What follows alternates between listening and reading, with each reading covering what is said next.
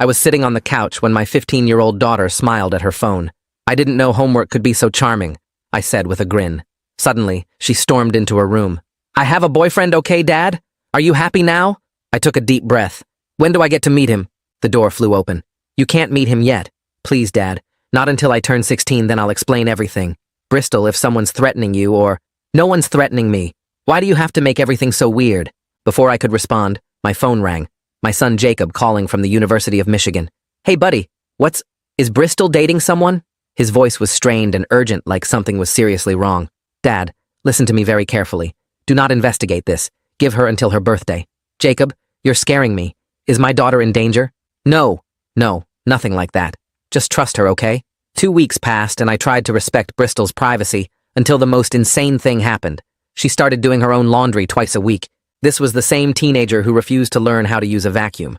I was emptying Bristol's hamper when I found this oversized University of Michigan hoodie, Jacob's school. When she got home from school, I held it up casually.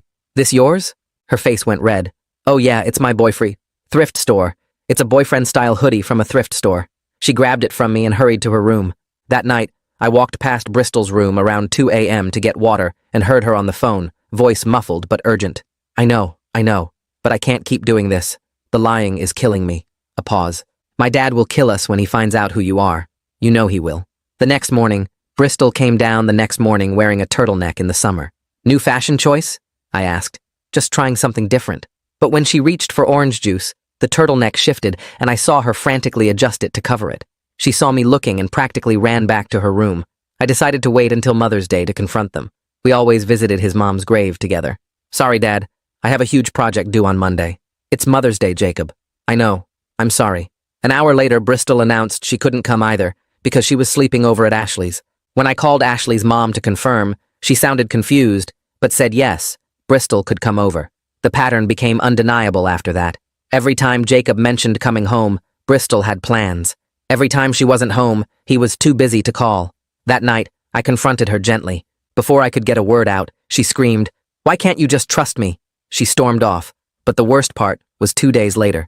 Bristol came home with her hair chopped short. Her beautiful long hair she'd been lathering with castor oil since middle school. My boyfriend likes it better this way, she said, running her fingers through it self-consciously. The college savings withdrawals were the final straw. $300 transferred to her checking account, and all the charges showed up near Jacob's campus. When I asked, she claimed it was for SAT prep, but couldn't look me in the eye. That's how I spent Mother's Day driving to Michigan. Jacob's apartment was off campus. I knocked, my heart pounding. Jacob opened the door, and his face went white. Dad? We need to talk about Bristol. That's when I heard her voice from inside. Is that the pizza? Standing behind him was Bristol in a slinky bathrobe barely covering her body and messy makeup. We all stood there in silence. Dad, Jacob started. Remember, this is legal. Bristol isn't your biological daughter, Jacob said quietly. She's your wife's daughter. We're not related by blood. We're step-siblings. I stared at him in shock. Jacob, she's 15. You're a sophomore in college. We fell in love, Bristol said through tears. We couldn't fight it, plus I'm 16 soon. I stopped listening after that and swung my fist at my own son, knocking him to the ground. My knuckles hurt bad, and I just stood there watching Jacob grab his nose while blood ran between his fingers. Bristol screamed something at me and rushed over to help him up, trying to hold her robe closed with one hand. I saw the blood dripping onto the carpet, and my brain finally caught up with what I'd just done to my own kid. My whole body started shaking and I backed out of the doorway into the hall, almost tripping over my own feet. Jacob yelled that he was calling the cops, but Bristol grabbed his arm and begged him not to, saying it would make everything worse for everyone. I told them both this wasn't over and turned around to leave before I did something else stupid. The walk to my car felt like a dream, and I fumbled with my keys 3 times before getting the door open. Driving home, my hands wouldn't stop shaking on the wheel, and I kept seeing Bristol in that tiny robe standing behind my son. I had to pull over at a gas station to throw up in the parking lot, then again at a rest stop 20 minutes later when the image hit me again. My phone kept buzzing, and when I finally looked at it at a red light, there were 17 missed calls from Bristol. I turned it off and kept driving. When I got home, I just sat in the driveway for 10 minutes before going inside. The house was dark and empty, and I dropped onto the couch without turning on any lights. I couldn't sleep at all that night, just sat there staring at nothing and trying to figure out what to do. Part of me wanted to drive back and drag her home, but I knew that would probably get me arrested after what I'd already done. Around 4 in the morning, I realized I needed help from people who knew how to handle this kind of thing. Monday morning came, and I called Child Protective Services right at 8 when they opened. The woman who answered sounded tired until I explained my college son was involved with my 15-year-old stepdaughter. Then her voice got serious real fast. She asked a bunch of questions and scheduled someone to come to my house later in the week. 2 days crawled by before Wednesday when Paige Moreau showed up at my door carrying a thick folder and wearing a serious look on her face. She sat at my kitchen table and explained they'd need to talk to Bristol at the school without me there, investigate Jacob and make some kind of safety plan. I handed her everything I'd collected over the past few weeks, including the bank statements and the Michigan hoodie. That evening after she left, I sat at my computer for hours, making a timeline of everything I'd noticed going back months. The money transfers to Bristol's account, finding the hoodie, hearing the late-night phone calls, everything went into a document. I took screenshots of bank records and saved text messages, putting it all in a folder on my desktop while my hands shook typing. Thursday night, my phone buzzed with a text from Jacob saying they were really in love, and I was overreacting about the age thing. He wrote that nothing sexual happened until recently and begged me not to ruin his life over this. I didn't write back, but took a screenshot and added it to my evidence folder. Friday turned into a mess of phone calls trying to figure out who was supposed to handle this, since Jacob lived in a different county near campus. The campus police said it was our home county's problem, but our county said the university was involved, so it was complicated. I spent 3 hours on hold getting transferred between departments. I finally called Ashley's mom to check on all those sleepovers Bristol claimed to have. She went quiet when I explained why I was asking, then told me Bristol had only stayed over twice in the past 6 months. She sounded sick when she realized she'd been helping them without knowing it, and said she'd write down everything she remembered for the authorities. We both kept apologizing to each other, even though neither of us knew what was really happening. Monday morning, Paige called to say she'd be interviewing Bristol at the school that afternoon, and I couldn't be there for it. Standard protocol, she said, but it made my stomach hurt thinking about my daughter facing questions alone. I spent the whole day at work checking my phone every 5 minutes and getting nothing done. When Bristol got home, she slammed the front door so hard the pictures on the wall shook. She screamed that I was ruining her life and told them lies about Jacob being some kind of predator when they were in love. I tried to explain I was protecting her, but she ran to her room and locked the door. Around 7 that night, Paige called back and said there were concerning patterns in how Bristol answered questions about the relationship. She wouldn't give specifics, but said they'd need to do follow-up interviews and create a safety plan. Tuesday morning, I called around for lawyers and got an appointment with Ken Roberts for that afternoon. His office was in this old building downtown and smelled like leather and coffee. Ken was maybe 60 with gray hair and looked tired but listened to everything without interrupting. When I finished, he leaned back and told me straight up I could face assault charges for punching Jacob. My hands started sweating when he explained Michigan law didn't care that Jacob was with my underage daughter. Assault was assault. But he also said we could file for a protective order to keep Jacob away from Bristol since she was a minor. The paperwork took 2 hours, and my hand cramped from writing the same information over and over. Ken made copies of everything and said he'd file it tomorrow morning. Wednesday he called to say the order was filed, but warned me to document everything and avoid any contact with Jacob. He said my punch could actually help Jacob's defense lawyer argue I was violent and unstable. That made me want to throw up, because I realized my anger might have given my son a way to avoid consequences. Ken told me to focus on protecting Bristol now and let the legal system handle Jacob. Thursday night, I sat Bristol down and explained the new rules starting immediately. 7 p.m. curfew on the school nights, 8 on weekends, no phone after 9 and no going anywhere without telling me first. She jumped up and threw her plate at the wall where it shattered and food went everywhere. She screamed that I was worse than prison and she hated me more than anything in the world. The neighbors probably heard her yelling about how I was destroying her life over nothing. She ran to her room and slammed the door so hard a picture fell off the hallway wall. I cleaned up the broken plate and food while my hands shook, then sat at the kitchen table trying not to cry.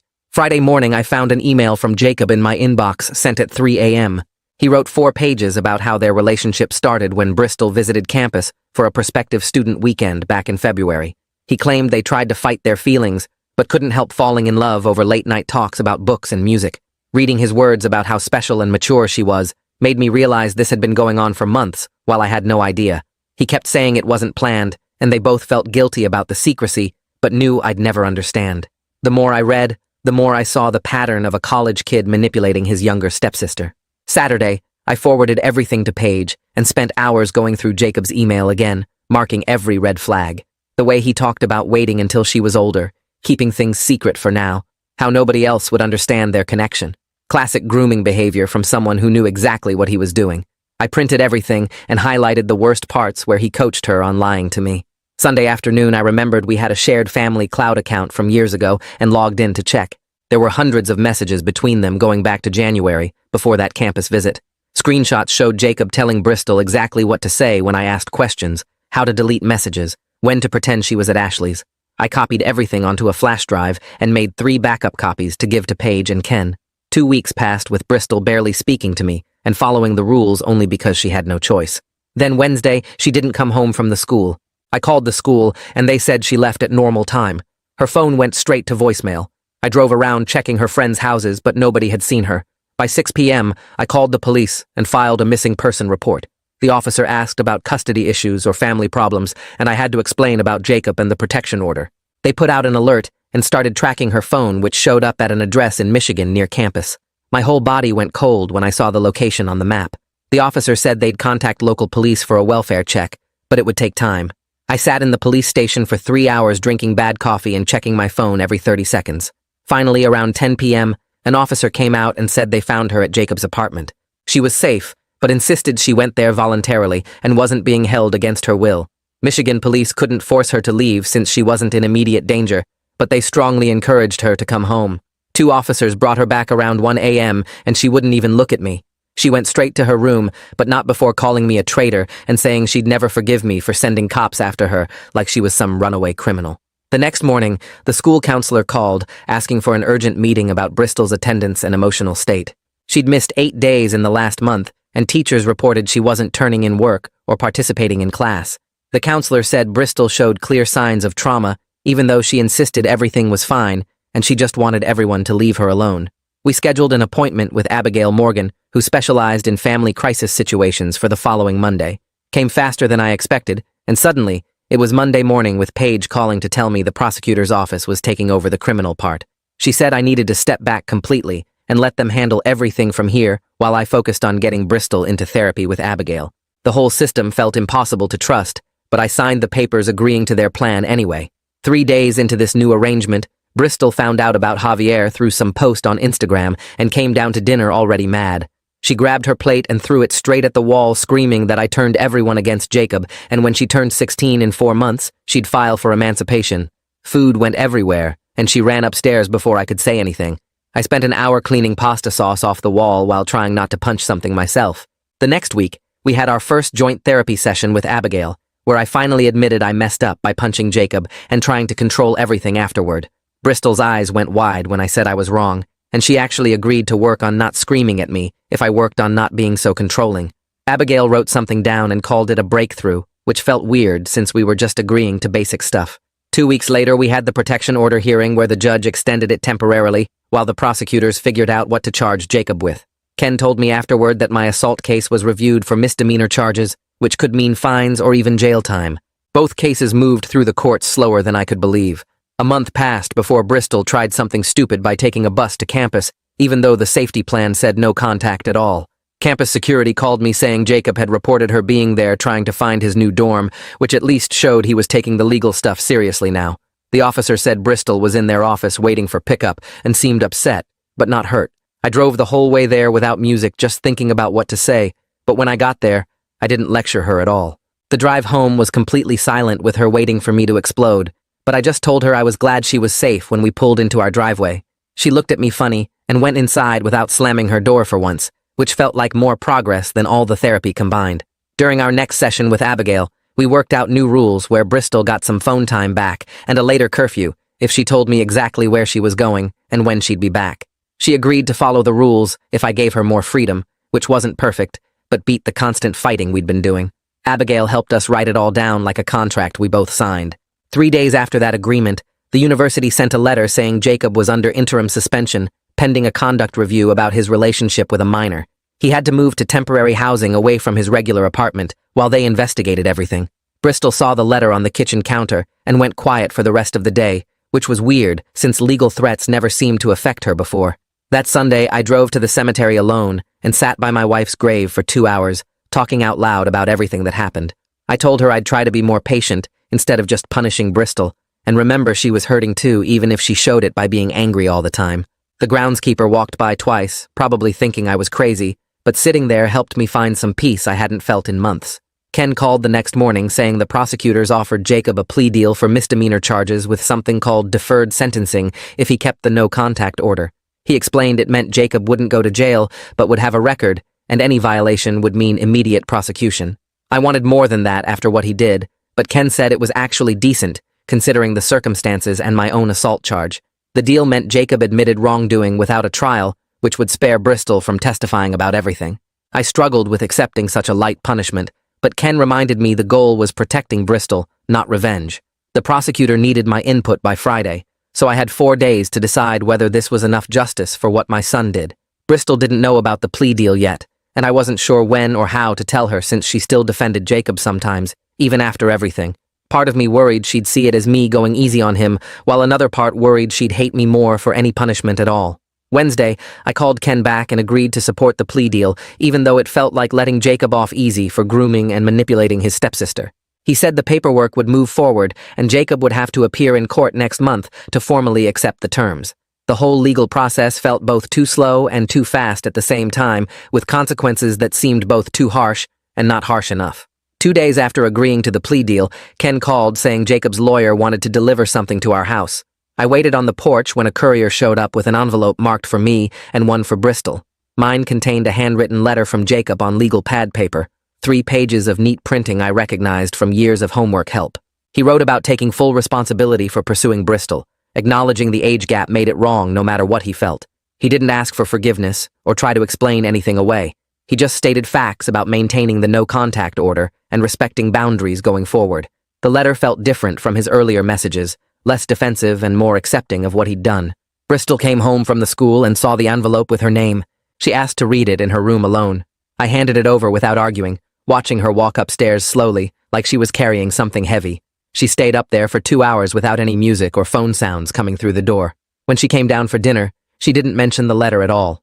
Over the next week, I noticed Bristol stopped bringing up Jacob during arguments. She didn't defend him when I mentioned the legal stuff. She didn't claim I was ruining true love or being unfair. During our Thursday session with Abigail, Bristol sat quietly for 10 minutes before admitting the letter made her feel confused. She said Jacob accepting the no-contact order so easily hurt more than she expected. Abigail asked her what she thought that meant. Bristol shrugged, but I could see her processing something important. The reality of Jacob moving on with his life while she was stuck in high school seemed to be sinking in finally. June arrived with school ending and summer stretching ahead of us. We worked out a schedule with morning chores, afternoon summer school, and limited evening activities with approved friends. Bristol complained, but not with the explosive anger from before. We were both tired from months of screaming matches and slammed doors. The house felt quieter, but not exactly peaceful. Summer school enrollment happened without a fight. She picked English and math to make up credits she'd missed during the worst of everything. I drove her the first day and watched her walk in with her backpack, looking more like the kid she actually was, instead of someone trying to be older. The routine helped both of us. Chores at 9, summer school at noon, home by 4, dinner at 6. Structure made things predictable, which we both needed. Our family therapy session the week before her birthday focused on expectations. Abigail asked Bristol directly what she hoped would change when she turned 16. Bristol looked at her hands for a long time before saying she knew the no-contact order wouldn't change. She understood Jacob couldn't be part of her life regardless of her age. Abigail asked how she felt about that. Bristol said it sucked, but she got it. That acceptance felt huge after months of her insisting everything would be fine once she wasn't 15 anymore. I wanted to celebrate this breakthrough but kept my mouth shut. Small victories needed to stay small, or they'd turn into fights. My court date for the assault charge came up in late June. Ken had worked out the disorderly conduct plea with fines and anger management classes instead of jail time. The courtroom was mostly empty except for us, the prosecutor and Jacob sitting in the back row. I stood when the judge asked if I understood the charges. I said yes and accepted responsibility for losing control that day. The judge sentenced me to pay $800 in fines plus 12 weeks of anger management. Jacob left before I finished the paperwork. That evening, Bristol asked if I was mad about the conviction. I told her I deserved consequences for punching someone, even Jacob. She seemed surprised by my answer. 2 nights later, I walked past Bristol's room and heard her on the phone with someone. Through the door, I heard her say she was deleting his number now. She wasn't crying or dramatic about it. The next morning, she mentioned casually during breakfast that she'd boxed up the Michigan hoodie and some other stuff. She asked if we could donate it somewhere. I said sure and didn't make a big deal about it. Abigail had taught me to acknowledge progress without overwhelming celebration that might cause backsliding. Father's Day came on a Sunday with no special plans. I woke up to Bristol making noise in the kitchen. She'd made scrambled eggs and toast, even attempted coffee in the machine. We sat at the table together for the first time in months, without phones or distractions. She mentioned missing her mom. I said I missed her too. We talked for maybe 5 minutes about small memories, nothing heavy. She'd made my coffee with 2 sugars just how I liked it. The gesture meant more than any card could have. Summer school kept Bristol busy during the days. She met 2 girls in her English class who didn't go to her regular school. They didn't know anything about Jacob or the whole mess. I'd see them laughing at the pickup area, making plans for the mall or movies. Normal teenage stuff that made my chest feel lighter. One afternoon, I watched from the car as Bristol showed them something on her phone, and they all cracked up. Her laugh sounded real, not forced or fake. These new friends invited her to a pool party for the 4th of July. I met the parents, verified supervision, and let her go. Progress looked like trusting her with normal activities again. My anger management classes started the first week of July. The instructor was this older guy who'd been teaching the course for 20 years. He had us introduce ourselves and explain why we were there. I said I punched my son after discovering something disturbing. He nodded like he'd heard worse. The techniques were actually helpful, especially the stuff about recognizing physical warning signs before losing control. We learned breathing exercises and counting methods. I practiced them at home when Bristol tested boundaries. One evening, I shared the counting technique with her when she was getting worked up about curfew. She actually tried it instead of mocking me. By the 3rd week of classes, I understood better how grief from losing my wife had made everything else feel more threatening. The instructor explained how unprocessed loss could make people react violently to protect what remained. That hit home hard. Late July brought news through mutual friends that Jacob had graduated but skipped the ceremony. Someone's mom who worked at the university mentioned seeing his name on the list, but not seeing him walk. Bristol was doing homework at the kitchen table when I got the text. I watched her face as I mentioned it casually. She paused her writing for maybe 10 seconds. Her eyes got watery, but she blinked it away and went back to her math problems. Later that night, I heard her crying softly in her room, but she didn't come to me, and I didn't go to her. Some things she needed to process alone. The next week, Abigail sat us down in her office and pulled out her calendar. She flipped through the pages and suggested we could move to every other week now since we'd been making real progress. Bristol shifted in her seat and said she wanted to keep coming through summer to work on her own stuff. Abigail nodded and penciled us in for the next 2 months. I went back to work full-time the following Monday after taking reduced hours for 3 months. My desk was covered in dust and old coffee cups from before everything happened. My co-workers kept stopping by to check on me and mentioned I seemed different, calmer somehow. The routine of spreadsheets and meetings felt good after months of chaos. I'd catch myself actually focusing on quarterly reports instead of checking my phone every 5 minutes for bad news. Bristol started hanging out with those girls from summer school more often. One afternoon, she came into the kitchen while I was making dinner and asked if she could get a job at the ice cream shop downtown where her new friend worked. I put down the spatula and we talked about hours and how she'd get there. She promised to keep it under 15 hours a week and said the friend's mom could drive them both. I said yes, but made her promise to keep her grades up when school started. She actually jumped up and hugged me quick before running to text her friends. 3 days later, Ken called to tell me the prosecutor was closing Jacob's case since he'd completed all the plea requirements. No jail time, but he'd have a record that would follow him forever. I found Bristol doing homework at the kitchen table and told her the news quietly. She stopped writing and stared at her notebook for a long time. Then she asked if she could go to her room, and I said sure. I heard her door close softly, not the usual slam. August came fast, and we sat at the computer together picking classes for junior year. She scrolled through electives and stopped at drama club, asking if she could join. I said of course, and watched her type her name on the sign-up sheet. She picked creative writing too, and seemed excited about the teacher everyone said was cool. We printed out her schedule, and she stuck it on the fridge with a magnet. Her first day at the ice cream shop went well, and she came home with chocolate sauce on her shirt and $20 in tips. She showed me how to work the soft serve machine by demonstrating with a spoon and her hands. The other girls from work came over that weekend, and they spent hours in her room laughing about customers and practicing for drama auditions. One evening after dinner, Bristol stayed at the table instead of disappearing to her room. She picked at her placemat and said therapy had been talking about healthy relationships and warning signs.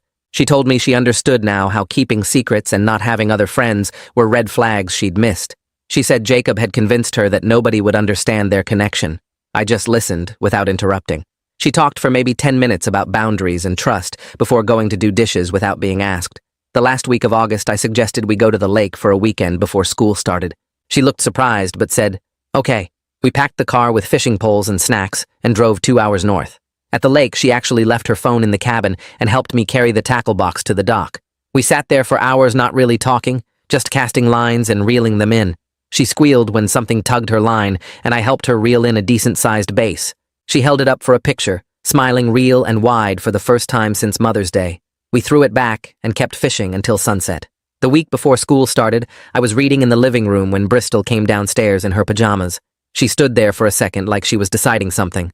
Then she walked over and gave me a quick hug. Good night. Not a long, dramatic thing, just a normal daughter hugging her dad before bed. She smelled like the vanilla lotion her mom used to buy. I said goodnight and she went upstairs.